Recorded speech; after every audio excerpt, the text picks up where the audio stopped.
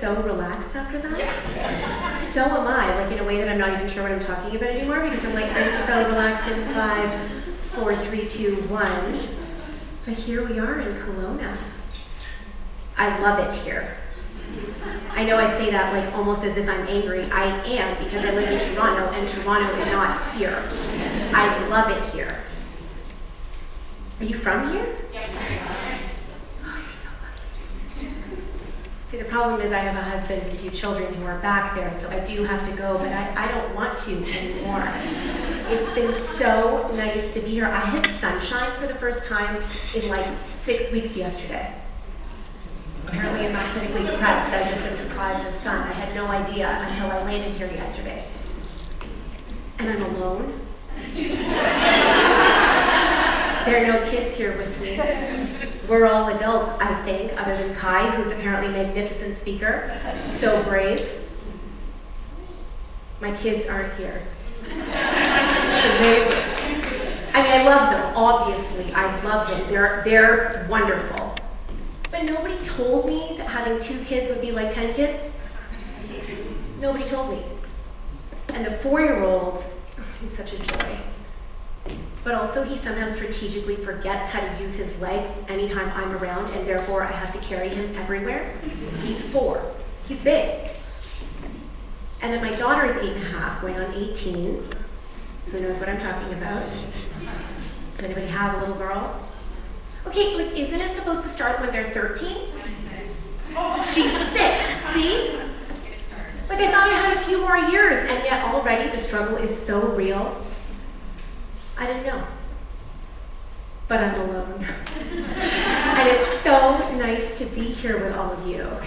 Candidly, I'm wearing heels for the first time in a very long time, because during COVID I stopped doing that. So at some point in time, I may just take off my shoes and sit down, and that'll be how we're gonna do it. I'm just gonna see where this goes. I want to make sure that today feels a little bit more like a conversation. Like, yeah, I could stand up here and lecture you and pretend like I'm a professor, but like, who wants to do that on a Saturday? I mean, who wants to do that ever, but who wants to do that on a Saturday? Not I. So as I'm talking, if you've got questions, I can like kind of see you guys, like I'm sort of blinded by the light, but just like flag me down somehow, because I'd be happy to answer any questions as we go along, and depending on how long-winded I am, because I tend to be very long-winded, if we have enough time for like a formal Q&A, we'll do that at the end. Otherwise, I'm gonna be here for about an hour or 2 afterwards and can chat one-on-one with any of you. So we're gonna be talking about unlocking or uncovering your full potential today. That sounds like a weirdly large theme to be tackling in like a 1-hour talk, doesn't it? It's like a big statement. I mean, of course we all want to be like living our best lives as our best selves. And if all it was going to take was like a quick little bite-sized chat by Sonia Jhas, then like we'd all be doing it, wouldn't we? It's not that easy. Change is hard, right? Growth is hard. Transformation is hard. But it's also so important because it's how we acquire new skills. It's how we learn from our experiences. It's how we develop like a much deeper understanding of who we really are and what we really need. It's how we develop self-awareness, self-compassion, self-confidence. It's how we develop the tools that we need to be resilient and to face our challenges. It's how we experience better emotional and mental well-being. And we know this, right? We know that we're supposed to be grateful, we're supposed to be happy, and we're supposed to feel good. We know this. Just because we know doesn't mean that it comes so naturally to many of us, particularly when you grew up with grandparents. Challenging, You see, I grew up in a traditional South Asian household where achievement was prioritized over everything. You know how it is. It's like, get the good grades, excel in all the extracurriculars like tennis, piano, swimming, flute, karate, Hindi class, Kempo, all of it. I'd still be going, but like end up cannibalizing the whole topic if I kept going. But it was a lot. From there, it was get into the best university, land the highest paying job, marry a doctor, obviously, and then you're good. You'll be living the good life. And I believed that formula. I really did. They told me if I did all the things, I'd get to the happy place. And so I did all the things. I got the degree, landed the highest paying job, did all the things. But all along the way was actually living out of alignment with who I really was. Who knows what I'm talking about? Who knows what living out of alignment with yourself is? Excellent, yes. And for those of you who don't know, or are too relaxed to put up your hand, I'm not sure, but for those of you who don't know, or didn't raise your hand, you do know what I'm talking about. It's that feeling, that angst, that disappointment, that dissatisfaction, the frustration you feel when there's a dissonance between who you really are and the choices you're making. I'm not even kidding. On the Uber ride over, which was 36 seconds, because I'm at the Royal Anne, which is around the corner, but it's not happening. I can't do it. I told you I'm gonna take off my shoes soon. So I Ubered, and in the 36-second ride that I took, I was on Instagram, guilty, and I saw one of those inspirational quotes, and it said, "We all live two lives, the life we live and the unlived life within us." And I was like, is this the universe talking to me? I don't even know who to quote, but yes, that's exactly what I'm talking about today. And so I stole it, and now I'm using it. But that's what it is, right? That's what it is. The life and the unlived life. The dissonance. And it's that dissonance that led me to being 22, fresh out of Queen's Commerce. I had landed this amazing executive position at IBM. I was going to be the youngest corporate executive ever to have this kind of position on the team responsible for IBM's largest client worth $400 million, let alone being a woman, let alone being South Asian. I was like, I am living the dream. Sure, I didn't become a doctor and a lawyer and an engineer like my parents wanted me to, but okay, I made it to some version of the dream. Spoiler alert, obviously I don't work at IBM anymore, you can tell, so we know where the story's headed, but let me tell it to you anyway. While I was living the dream, I found myself starting to wake up every morning with that kind of sick feeling in my stomach. Angst, dread, longing. But longing for what? I had no idea. I had the husband. Yes, he's a doctor. That was by accident. Didn't mean it to happen. I was trying to rebel, but he was in med school. We met in university. He's a doctor. So fine. Married the doctor. had a home in downtown Toronto, had the money, had the job, and yet it just didn't feel right. And so, I did what any rational person would do. I got my executive MBA. That's what I did. Yes, I could have given myself time, space. I could have traveled for a year like non-brown people do.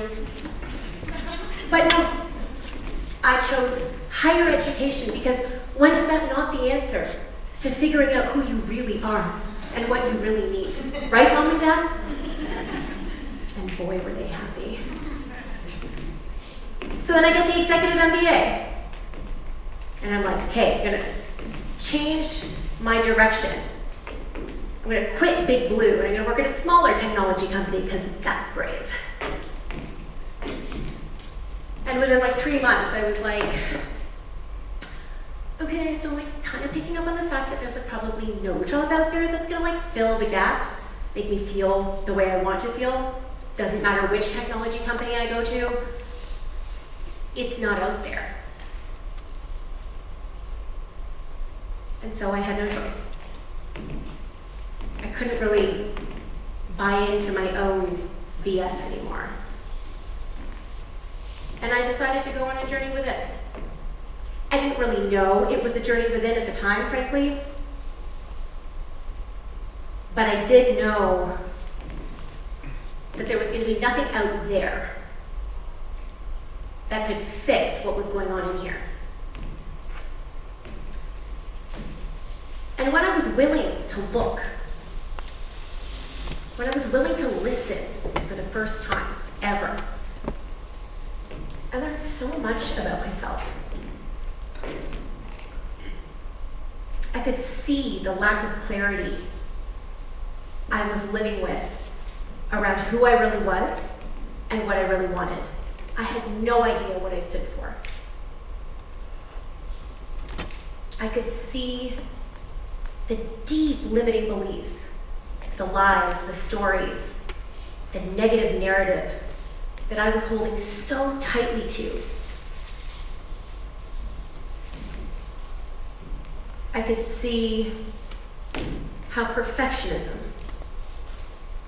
was keeping me stuck on the hamster wheel of my life, whether it was about meditating or exercising or losing the weight or anything.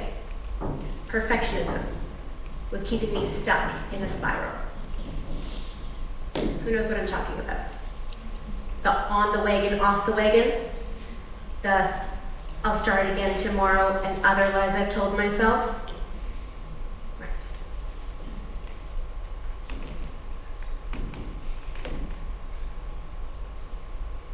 And so I decided enough was enough.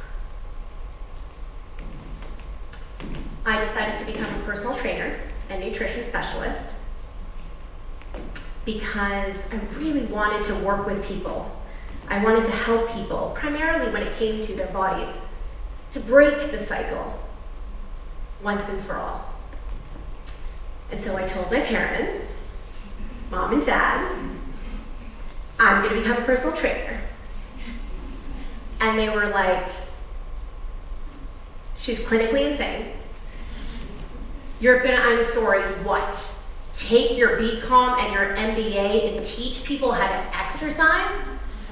And I was like, that's literally not what I'm saying, but also kind of. And I think so, but also like, what?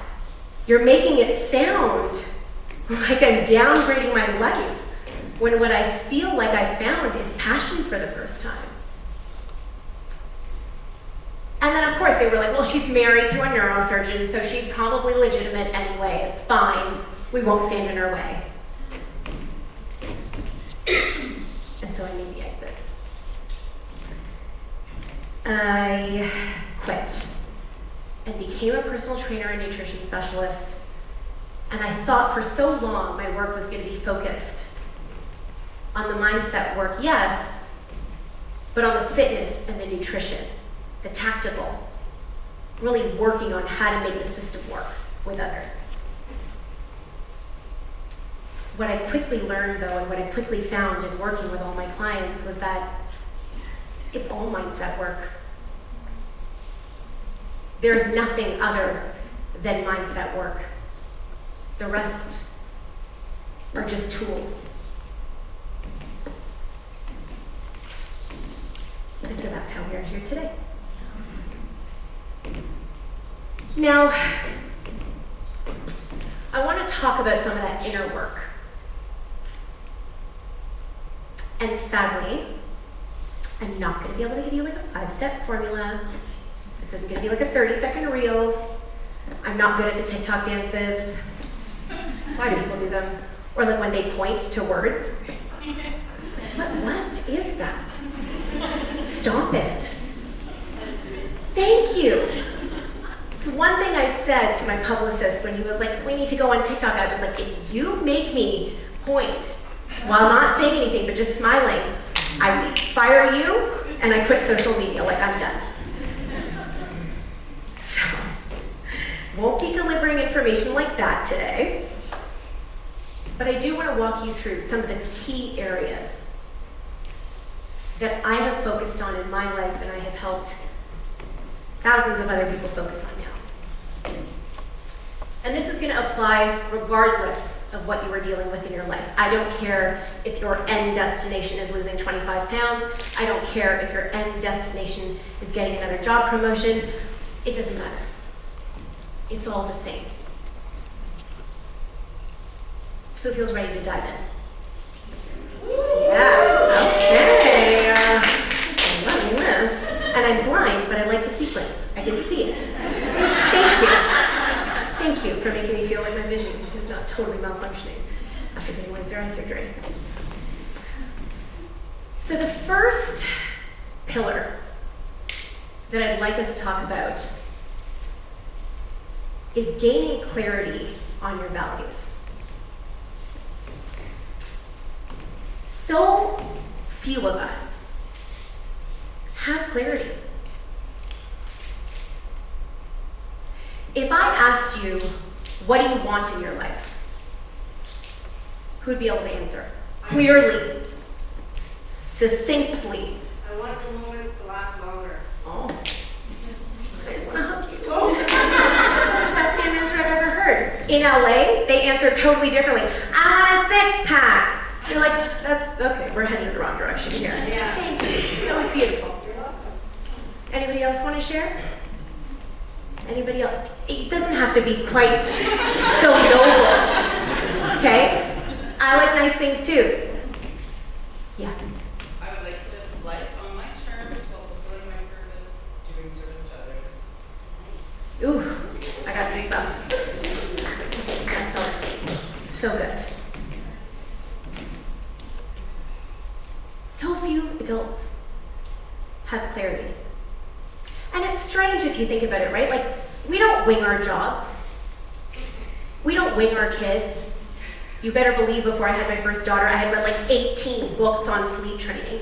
None of it worked. Pretty sure both her and I had PTSD. But the point is, we don't wing things. And yet when it comes to our well-being, when it comes to our happiness, we're like, yeah, like, I'm sure it's gonna be fine. I'm bound to feel happy one day. Okay. What? Does that make any sense? We don't know what we're doing. We're just hoping something is gonna do the trick, like losing the weight, or getting the job, or finding a partner, or having a big fat Indian wedding. They're so overrated. Don't do it. If I was to marry my husband now, it'd be like 20 people in Kelowna. And tries to marry you, and they're like, big brown Indian wedding. Just be like, no, it's not worth it. Those 850 aunties, we don't really care about them. I'm so grateful, Mom and Dad. Thank you for paying for my wedding, but whatever. The point is, we think something out there is going to do it. So we pull ourselves in all these different directions. We satisfy other people's expectations. We believe in the criteria that other people are offering us. And we pull ourselves further and further away from ourselves. Or like Kelsey was saying, from our superpowers. Clarity on our values. And let me just say, I hate the word values. So surface level. You know how like everything is sort of lost meaning now, like gratitude and blessed. Like if I see hashtag blessed one more time, someone is being murdered. Also, this is on camera. That's a really inappropriate thing to say, but someone in my head is being murdered. Okay? And so I like to use evaluation criteria. It's like the IBMer in me. A little bit more technical, a little bit more tangible. Evaluation criteria. Because we have evaluation criteria, right? When you're in school, you know what you're going to be graded against, and so you do the damn thing. At work, you're not rated based on something random. You get rated based on what it is, the criteria is. What is the evaluation criteria for your life? How are you going to know if you're on track? You're just hoping for a good feeling? Who here feels good most of the time and is like, yeah, I'm so good at feeling good, I'm just going to have more good feelings? Really? That's why you're here on a Saturday? Because you're so happy? I see you. I don't, because I'm blind, but conceptually, I see you because I am you. We know we're supposed to feel good. Yes, that doesn't mean it works for us. It doesn't mean it comes easily. And if we don't even know what we're trying to do, how are we going to get there? How are we going to get to that happy place? Spoiler alert, there is no happy place, but we'll talk about that soon. For now, what are we trying to do? You have to get clear on your values, your evaluation criteria. And I want to offer you an exercise that you can do. And I've got a guide that I can share with you. It's very pretty. I didn't make it, but my team, they're really good. So it's very visually appealing. And it's going to walk you through everything that I'm talking about here. So don't feel like you need to take like copious notes. I like guides. I like manuals. I have a manual for everything. I will give them all to you for free. That's not a thing. So just listen. I want you to think about creating what I like to call a mindset manifesto. And in this mindset manifesto, I want you to think about who do you envision yourself to be as your highest self? Where do you want to spend your time? Who do you want to be around? How do you want to live your days? What kind of work do you want to be doing? What lights you up? I want you to think about some of these things. And again, the guide offers you some very tangible questions to take yourself through. And once you've done some preliminary introspection, I want you to sit down, ideally with Kelsey because she's so good. And I want you to drop in, however you need to. Whether that's like 100 burpees and then you're like, I've dropped in, or whether that's meditating, or whether that is like, however you get to that place. I want you to try and drop in by yourself. And I want you to create a movie in your mind where you are the main character for once. Ladies, am I right? I heard it. Yeah, you get to be the main character of your movie. And I want you to close your eyes and I want you to play out that movie. I wake up in the morning. What time is that? My feet touch the ground. What do I do next? I want you to play out your day. Who are you with? What are you eating? What do you look like? How do you feel? Primarily, how do you feel? And I want you to stay there for as long as it feels good. And I say that because if you're anything like me, at some point in time, it's going to stop feeling good. You're going to start feeling angsty. You're going to be like, oh my God, this is the best movie I've ever seen. I'm so far away from it. I'm never going to get there. And then you're just going to feel like a loser when you open your eyes. Like there's no hope. Why am I even trying? Forget it. Don't do that. Don't let yourself get to that place. But stay in the place where it feels good for a while. And then when you're done, I want you to let free flow write. Everything about it. Everything you can remember. The stupid stuff, the big stuff, all the stuff. Because why not? You just got to be the main character in your own movie, Women, for the first time. And why don't you want to capture that? You should. And don't let your mind get involved. Don't let the rationale take over. Put it all down. And once you're done with that, this is where it depends on what type of person you are. Some people really like that Dear Diary entry. It feels really good to them. Because every time they look back at it, they're like, oh yeah, I really felt that. It brings me back to the feeling. For some people, they're like, are you kidding? I'm like literally never gonna read that again. That's a total waste of time. It's nice that I got it out, but that's not what I need to engage with regularly. I need a one sentence to remind me who I am. I don't care. Literally makes no difference. Write 18 pages, write one sentence, put it on your phone, put it on a post-it note. Doesn't matter. This is just meant to be an articulation of your highest self to yourself so that you have a touchstone. So that you have an anchor when life gets messy because, hello, it's life. It's always going to get messy. And then use it every morning, every afternoon, every night, once every Sunday. Doesn't make a difference. In the beginning, I would encourage you to use it more. Set little reminders for yourself. Because we need to practice dropping back in to our highest selves. We need to practice re-anchoring ourselves when life is pulling us in all the other directions that we probably don't even want to be going in. It doesn't matter what language you use for your values. I don't care if it's like integrity, passion. It doesn't matter. No one's going to read this but you. Find language that feels honest. Find a language that feels precise. And write it down. It's so powerful. Because here's what happens when you get clear on your evaluation criteria. You have a system now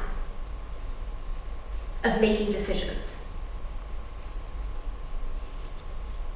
You make decisions faster. Decision making is easier.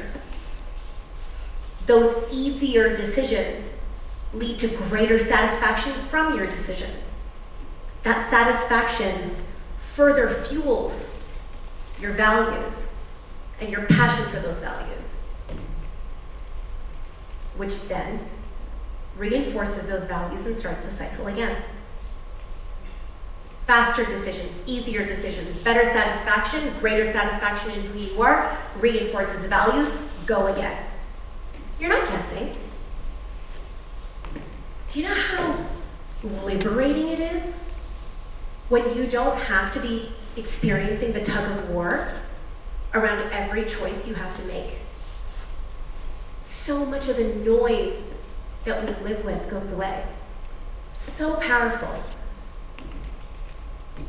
I didn't have this exact exercise when I went through the journey myself, obviously.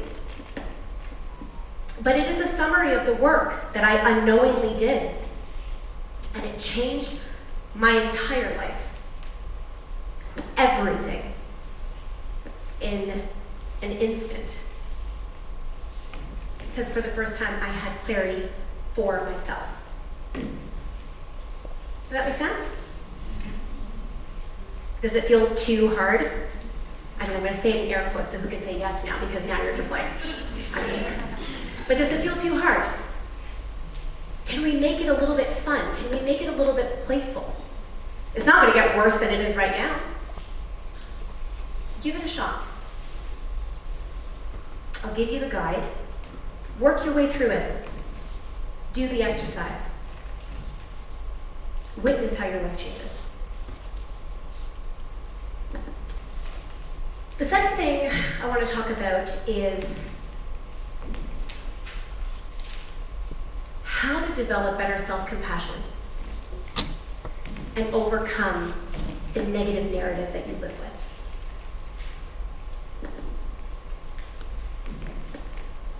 I'm never going to lose the weight. I'm probably not going to get the promotion. Yeah, I'm like pretty, but like not as pretty as she is. I'm not thin enough. I'm not smart enough. I'm not good enough. I'm not enough. Right.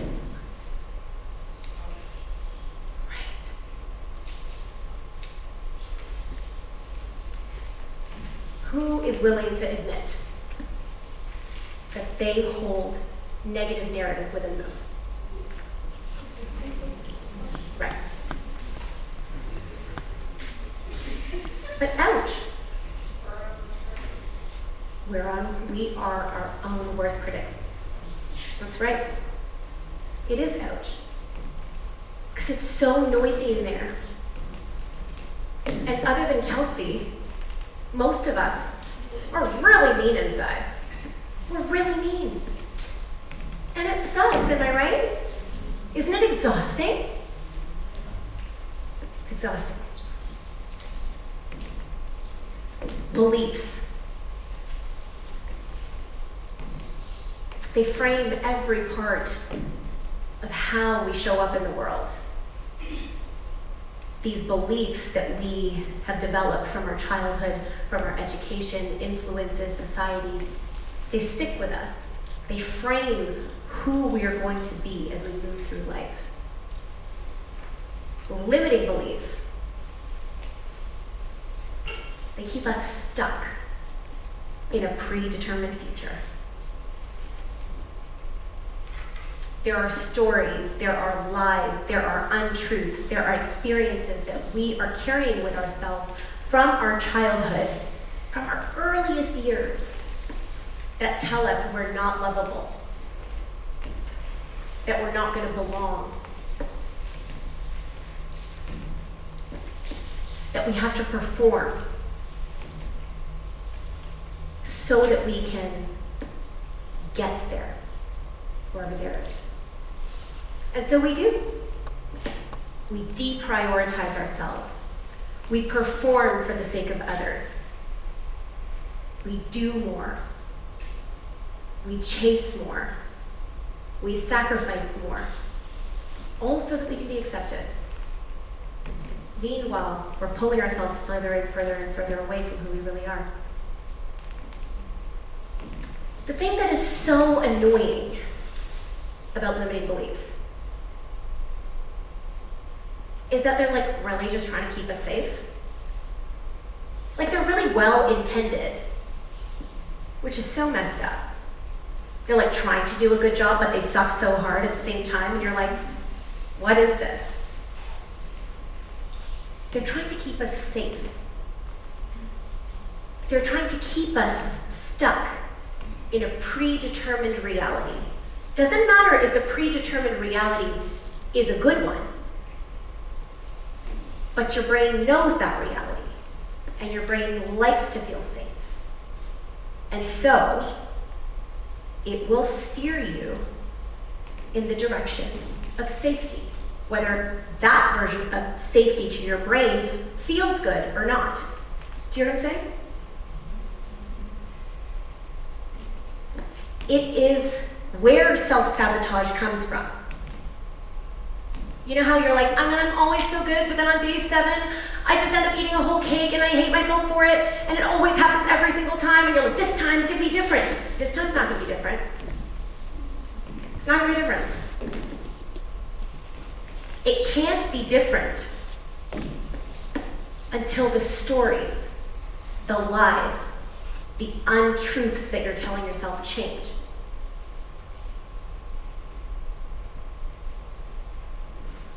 But it takes time, and it takes practice, and it starts with awareness.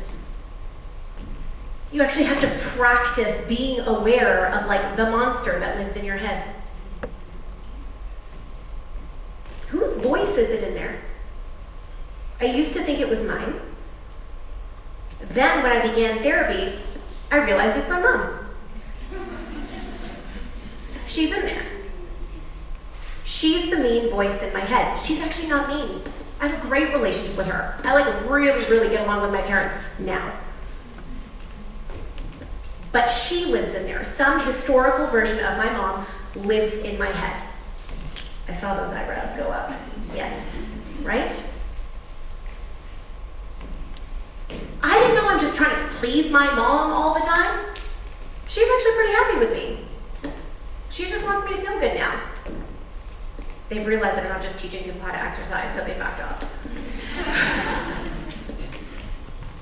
But are you willing to be aware? Are you willing to tune in? You'll be surprised when you start to listen deeper and deeper at how convoluted what you're saying is in there, how messy it is, how inappropriate it is. Would you ever talk to anybody else like that? Never. We're so mean inside. And so I want to offer you an exercise when it comes to limiting beliefs. I mean, I guess I am technically teaching people how to exercise, now that I'm hearing it. But an exercise around limiting beliefs. This has been one of the most effective things that I have done for myself in my life. I know I'm using very sensational language here, like this is going to change your life and this is going to change your life, but like legit, it changed my life. I don't know what else to say. It changed my life. I want you to start practicing being aware. And when you start practicing, you're going to start to feel things, because you're going to let yourself feel things, because you're going to be aware that you're thinking things, and then you're going to feel things. When you're starting to feel uncomfortable, whether it's that angst or that dread or that worry or that fear or the comparison, whatever it is, I want you to tune in. And instead of suppressing the feelings, I want you to really feel it. Let it be there. Don't run. It's just you. What's going to happen? And then I want you to take out a piece of paper, or your laptop, or your phone, whatever. And I want you to verbal diarrhea every single word that you can hear in your head. I don't care if it's rational, I don't care if it's English, I don't care if it sounds good. Nobody but you is going to read this, so there's no reason to lie to yourself. Verbal diarrhea it out, without judgment, as fast as you can. Because if you go slow, you'll be like, ooh, but like my writing's not that nice here. Ooh, that's a weird word to say. I'm gonna change it like this. And then suddenly you're packaging for who I don't know. I say this because like, hello, I'm guilty of it. And so move with some pace. Move with pace so that you can make sure that you stay out of your own way. And get it out. On paper. First things first, you're going to be shocked at how much catharsis you feel once it's out. Because once it's out, you don't have to keep repeating it. You don't have to keep being like, no, but like, trust me, it's so bad. You know, it's there. You can revisit it. There's an immediate release that comes. You're like, oh, I'm such an asshole. And that's it.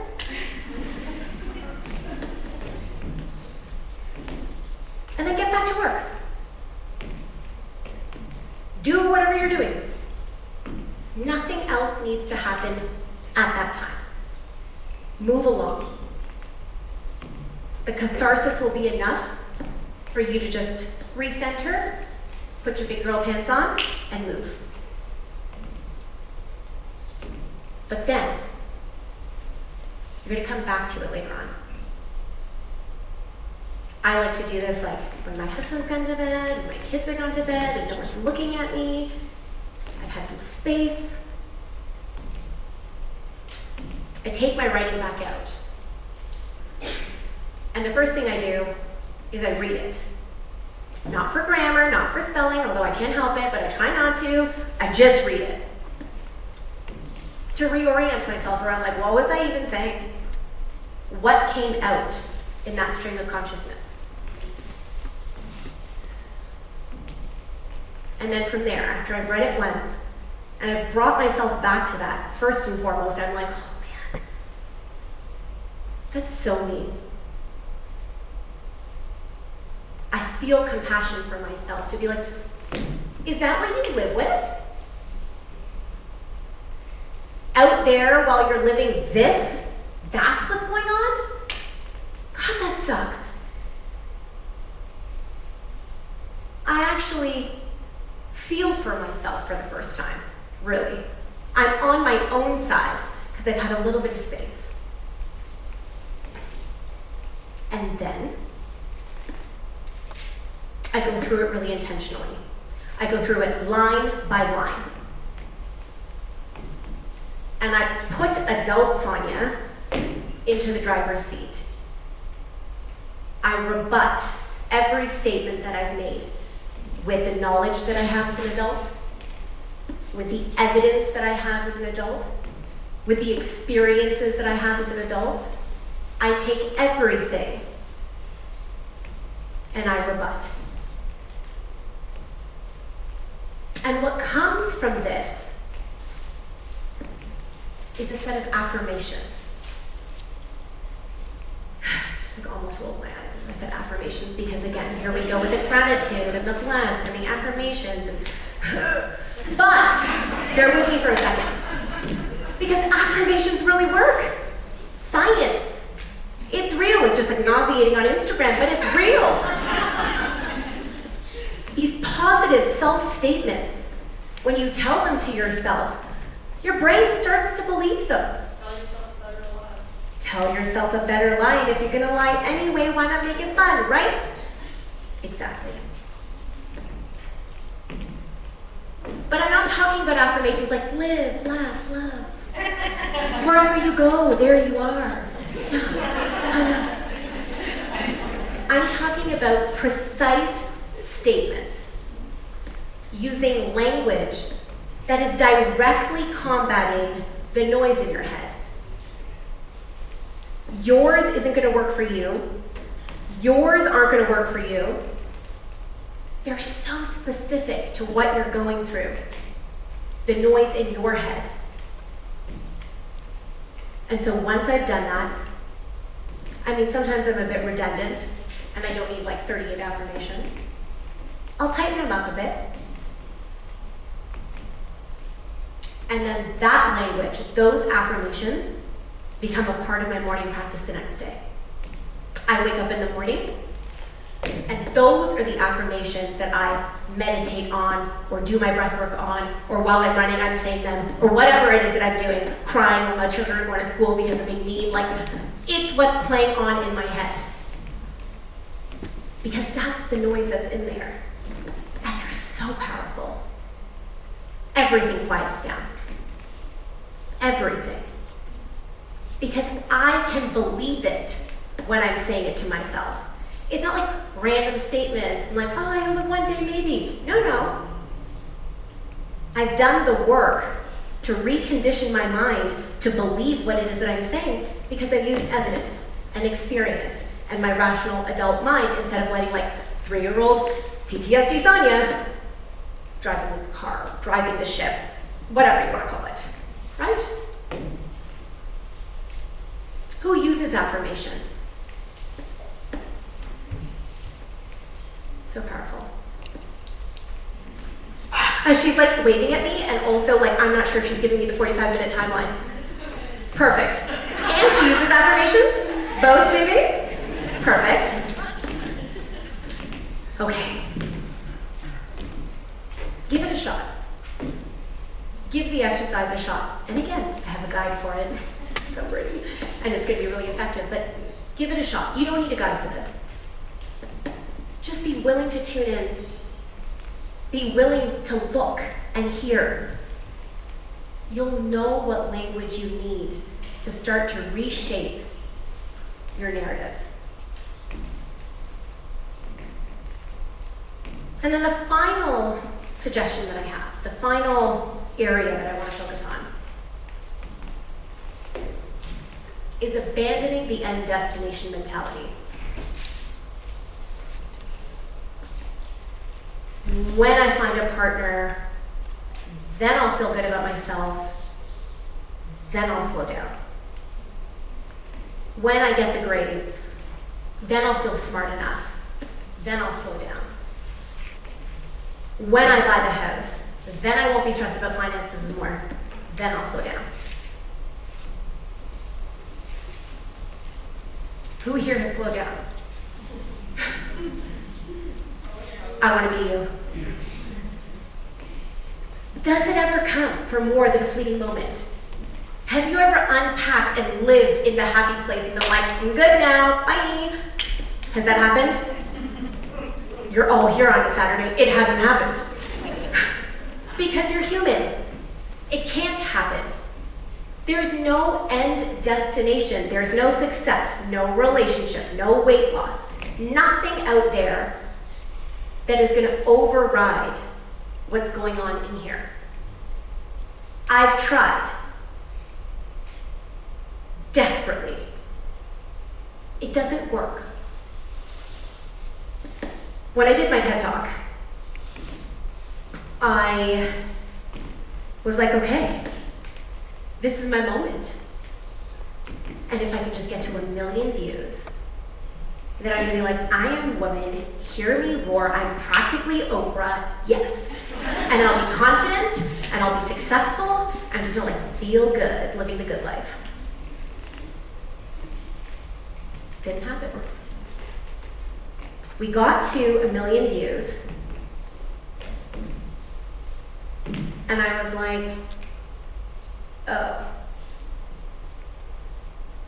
Okay, well, like, good job, Sonia. Like, guess you did kind of good, and now we can take this data and sort of like refine where we want to go from here, and that's about it. Back to work. Nothing changed. Nothing changed. I wasn't suddenly healed. I didn't suddenly wake up and be like, you're amazing, every day. Nothing changed. And it was a reminder for me how insidious the race is. That race that we're all in, trying to get there. It's so woven in to every cell of our being. Do more, try harder, be more, have more. And so we perform. We perform so well, even we believe our own performance.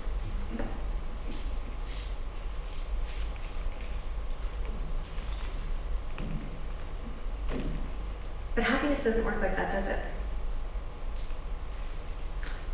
And it wasn't until I was able to reframe my approach to happiness that I actually think I started to experience it like for real, not the fake kind, but like the real kind. The like I'm always welling up with emotion, I'm so happy type of feeling, you know?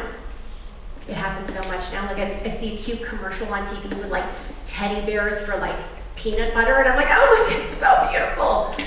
It's a lot. I have big feelings now, I don't know. But happiness needs to be reframed as a skill. It's not an end destination. You're not going to wake up one day and feel happy. You have to practice it today, now, in order to feel it more tomorrow. You cannot sacrifice today for a better tomorrow. You must practice how you want to feel now so that your mind and your body start to know how to collect different data. You know when you buy a red car and then all you see are red cars? Like that, but with happiness. When something goes well, ooh, yeah, this feels good. What am I doing right? What's working? How can I build on this? When something isn't going well, okay, collect the data. This is insight. These feelings matter. What can I do with this? It's all experience. It's all information. It all matters. So happiness is a skill. Take responsibility. Claim agency over your happiness. Prioritize it now in every moment of every day. Everything will change.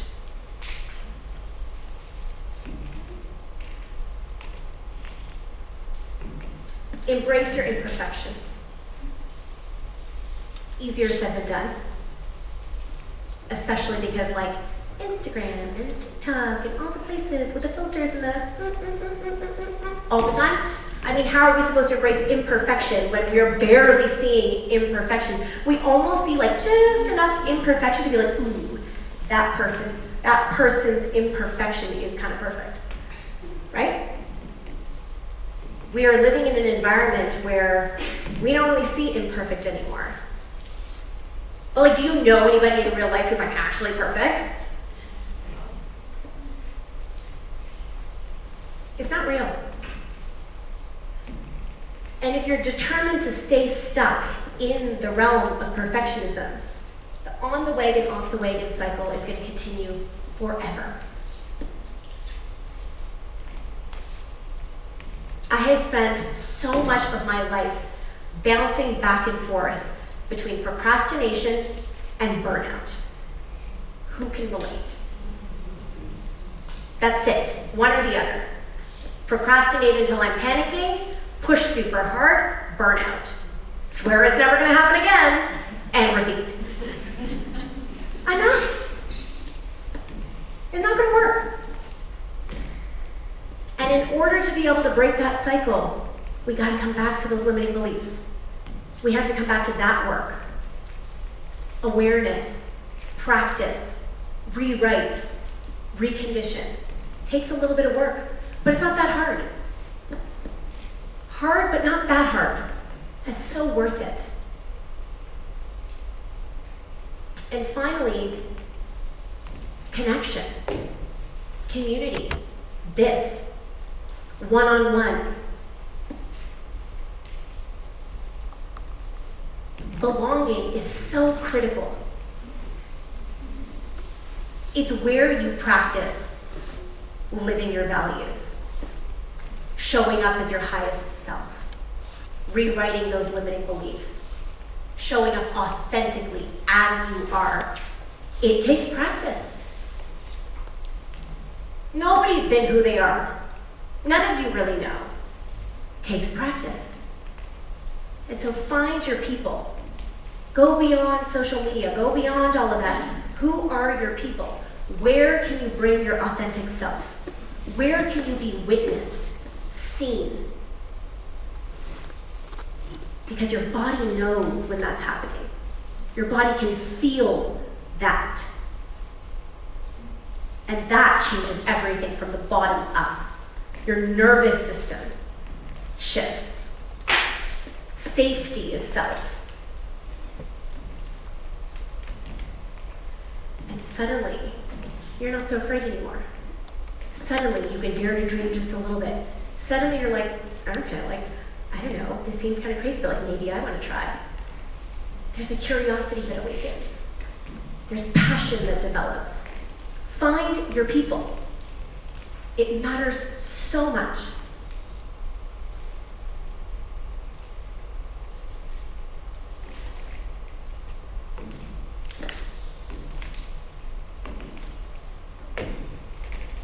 All of this that I'm talking about sounds like really annoying work to have to do. It does. It's not fun. Nothing about what I'm saying is like, oh, I can't wait to do this exercise. No. It's not fun. But everything that I've spoken about today all comes together as a Rubik's Cube. You don't know which piece is going to lead the way, but all of the pieces come together and suddenly you feel different. You begin to tap into hopes and dreams. You begin to believe in yourself. You quit your shitty corporate job. You decide you're going to become a speaker. You end up on TV, whatever you want. I'm no different than any of you, except for the shaved head. It's all driving you towards your most authentic, empowered, beautiful self.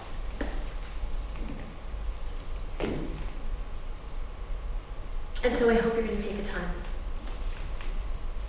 to do some of this homework, to really give yourself a chance for true change, growth, and transformation, to abandon the end destination, to move away from everybody else's version of who you need to be, and to tap into your truest, deepest self. Life feels good on the other side. It's not clean. It's not perfect. It's still pretty hard most of the time. Why is marriage so hard? Just wondering, why is marriage so hard? But it's all good. Because it's a reflection of your true self. And that is how you unlock your full potential. It's how you continue to feel your potential. It's how you continue to move in the direction of your potential. And it's not a quick fix. But everything changes when you do the real inner work. So I hope you'll join me in doing it. I'm going to be here for the next hour or two outside, happy to chat about anything and everything. If you don't want to talk in person or you have to just dash off, know that I am so grateful that you were here today.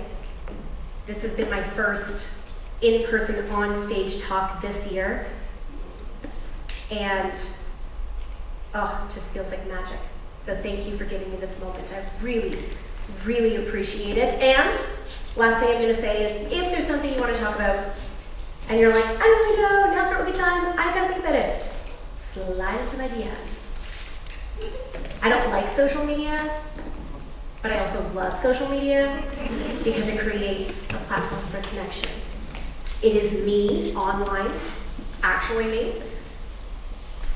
So message, open up the conversation. I'm here to support you in any way I can. Thank you so much.